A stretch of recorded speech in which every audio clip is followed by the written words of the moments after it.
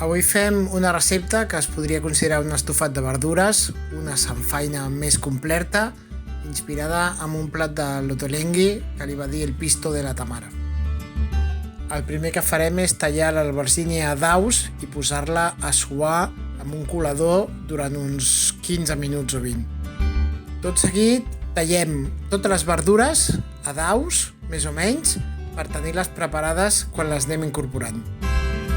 Comencem ara pròpiament la recepta daurant, sofregint la ceba amb els alls durant uns 15 minuts.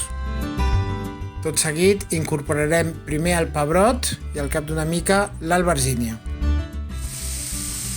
Quan l'albergínia ja porta més de 10 minuts, de fet un quart d'hora, hem incorporat la xirivia i la carbassa.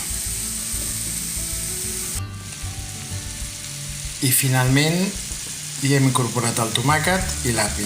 Ara sí que tapem i deixem coure fins que tot estigui ben punxat. Ho salpebrarem i posarem una mica d'herbes de Provença. I finalment hi afegim el carbassó i una cullerada sopera de tomàquet concentrat. I ja tenim emplatada aquesta samfaina, aquest pisto de la Tamara de l'Ottolenghi en el qual s'inspira la recepta que us he ensenyat avui. Això us ho podeu menjar tal qual.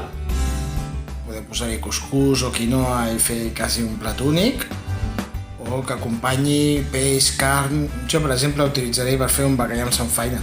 Ja tinc feta la samfaina, només hauré de confitar el bacallà. Qualsevol cosa va bé.